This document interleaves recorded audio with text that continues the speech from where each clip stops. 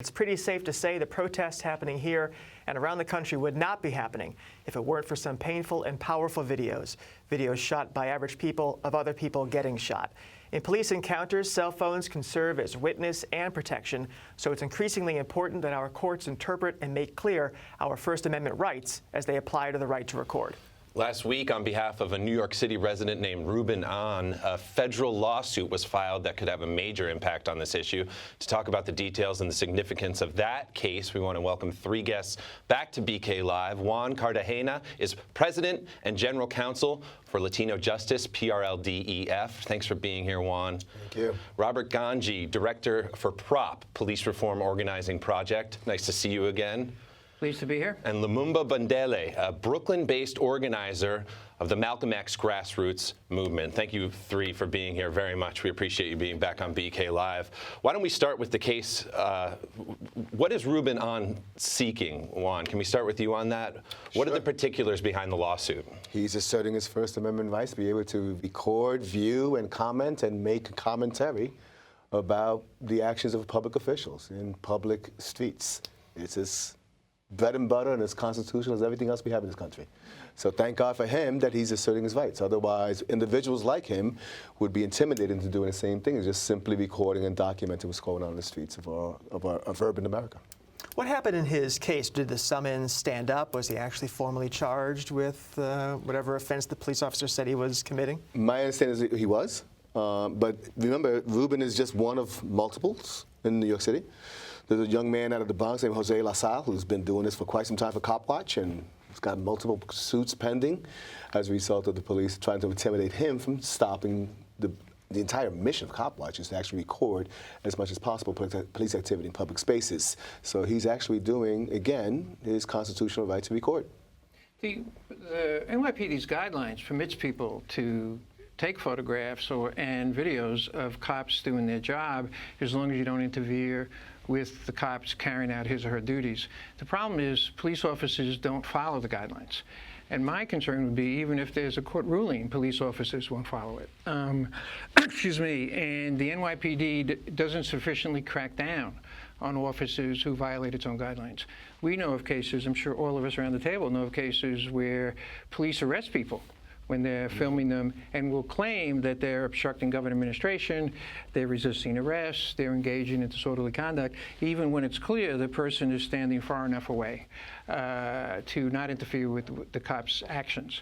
So our judgment is, and it could speak more broadly than in this particular case, we at PROP are very cynical about the ability of litigation and even legislation of stopping abusive and discriminatory police practices, because police, and it's not an overstatement to say, police officers in New York City, because of what we call quota-driven broken windows policing, violate people's rights every day. And it's almost always the rights of low-income people of color.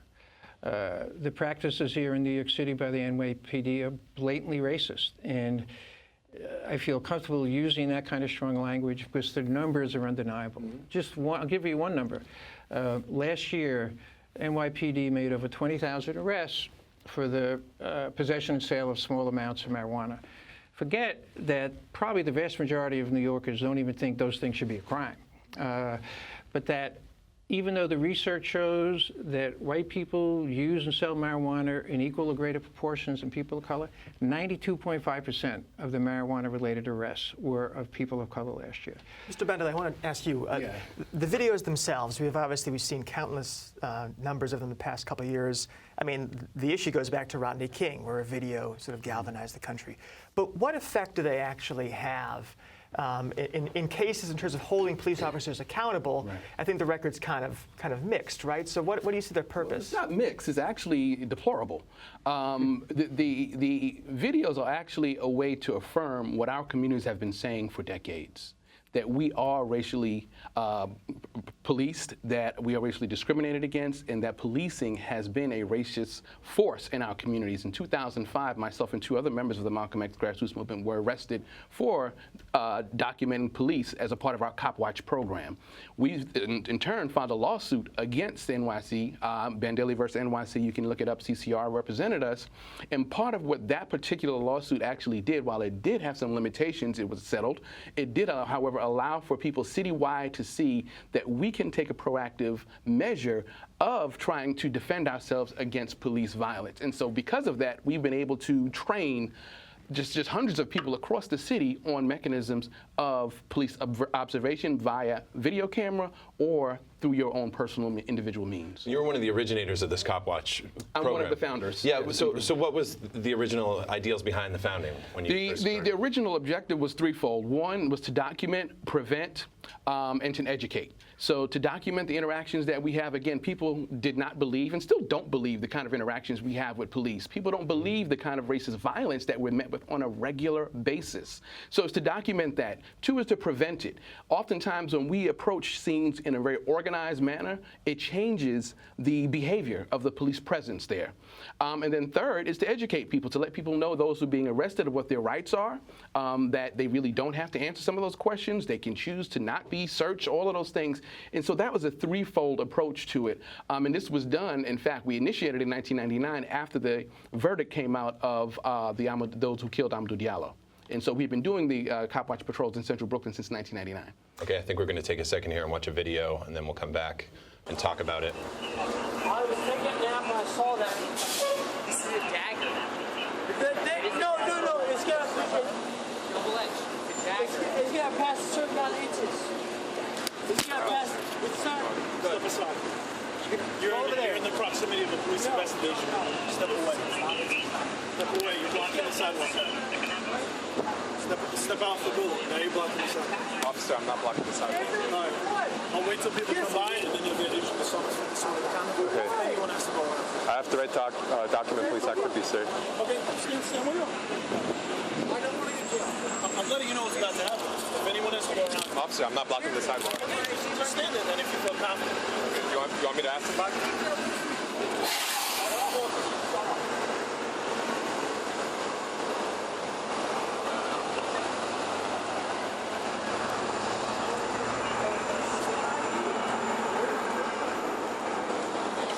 Tell people we're waiting for an ambulance, so he doesn't. No. Well, that's three people. I need your identification. I just watched three people divert around. Identification, please. Identification. Place your phone down. I have the right. Produce your identification. Officer, I don't have to show you. Put your phone down now. Officer, I just watched three people divert around you because you're standing here blocking the sidewalk. Officer, nobody's diverting around. Give me your ID. You're refusing an order. Give me your ID. Officer, I have the right to not show you ID. Give me your ID right now. Officer, I have the right to not show you ID. Give me your ID. Officer, don't touch me. Give me your ID. Officer, don't touch me. Give me your ID. Officer, I have the right not to show you. Give me your ID. Officer, I have the right to not show you my ID. That is my right. Get a seat. Get a seat. Officer, I have the right not to show you ID. Turn around, please. Can somebody please record this? On your back.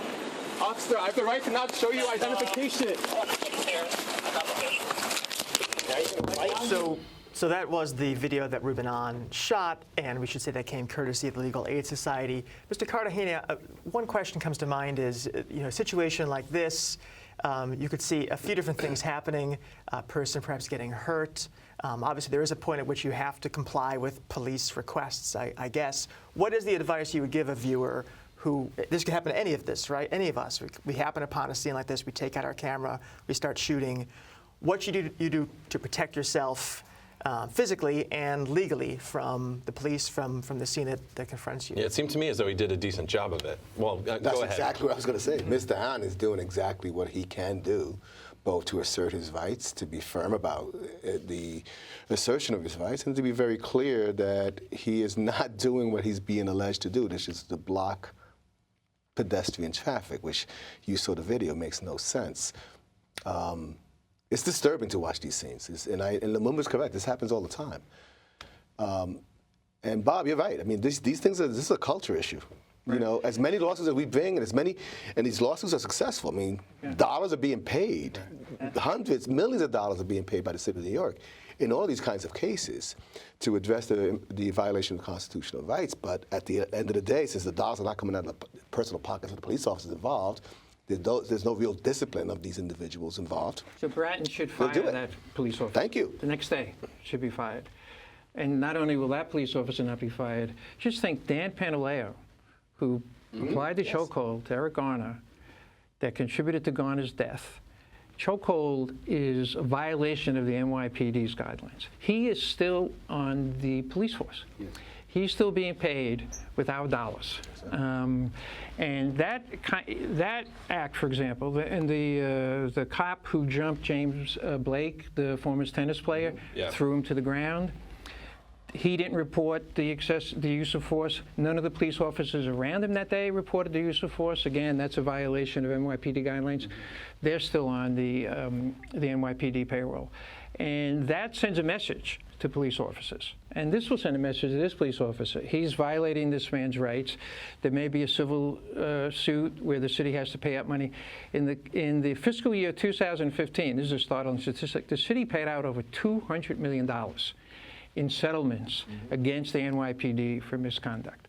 And until strong steps are taken to apply the kind of discipline Juan was talking about, these kind of things will continue to happen. And we talk about how the chokehold cop against Eric Gardner, not only, as you point out, he's still on the force, but current events say that the man that videotaped that incident is now in jail for some dubious reasons. Lumumba, what can you comment on this? We know Ramsey Order is currently now, I believe he actually just plead down so he could actually avoid a larger sentence. But he's going to do prison time, But he's going to do prison time. And it's no question, because I actually went to some of the court dates with him, there's no question this is actually in response to him being there on the scene in recording and documenting the murder of Eric Garner.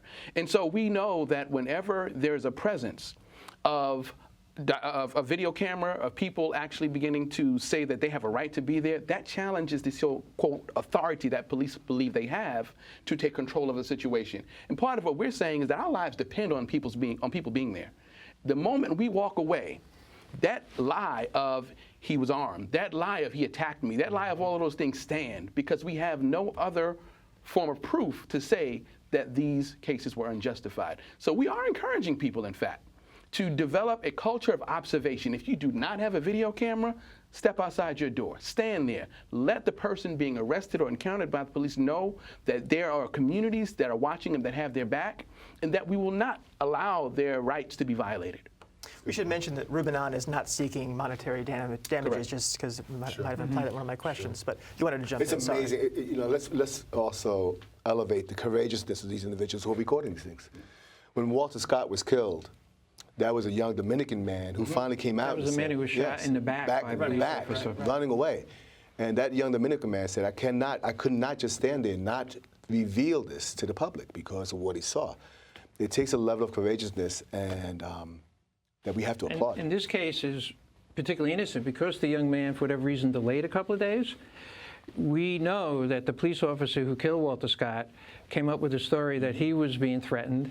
The police officers who came on the scene afterwards, who clearly could see that there was no way Walter Scott, who was shot in the back, they corroborated the police officer's story. And that's part of the challenge, is not only to hold people like, police officers like the officer who killed Scott, the officer in Chicago who killed, I forget the name of the boy, who was also moving away. That was a video that the government of the city of Chicago sat on for 14 months. It wasn't only the officer who shot the boy in the back, all the other officers corroborated his story. And the only officer indicted, and as he should be, is the officer who shot him. All those other officers should be immediately dismissed. And let's bring it current. The gentleman who shot the Alton Sterling murder was arrested. So we see this pattern, right? He shows up to work the next day and there's a warrant for his arrest. There are police officers waiting for him. Let me ask you another. What was the charge? It was something about, they originally said it was an assault charge, but they ended up charging him for driving without a license. So they came to his job. So we have all these powerful videos, courageous people taping them. As you mentioned, they have been an antidote to people lying about what actually happened. And yet in the city, we still have the commissioner of police making comments like he did yesterday about what he thought about the movement, what he thought about where people's focus was. Does that suggest that we've made no progress? If these videos can't convince people there's a problem, then what's going to? The police department has not made progress. Our communities have made great progress. We are looking at people across the country that are simply saying no more. We're looking at people that are moving from a position of inactivity to activity. And so from my perspective, we have seen some progress happen. We have seen that there is a movement that is growing. Political shift.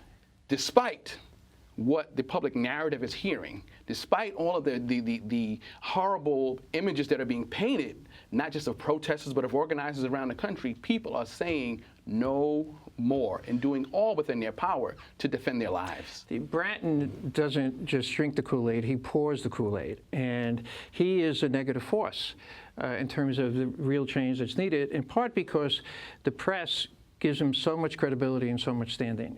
He has not been discredited. Like, for example, Rudy Giuliani got blasted by a lot of the press when he made the ridiculous comments he made attacking Black Lives Matter people. Bratton is accorded an enormous amount of respect, and he supports broken windows policing, defends it, that every day, again, inflicts racist practices on mainly low-income people of color.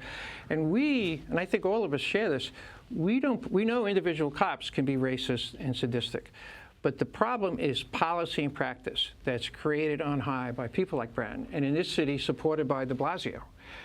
So individual cops who engage in misconduct and the kind of misconduct we've seen, they should be held accountable, indicted, and convicted. But the policy and the practice that fosters these kind of activities and often protects and covers up these activities, the politicians and government officials who are responsible for that should also be held accountable.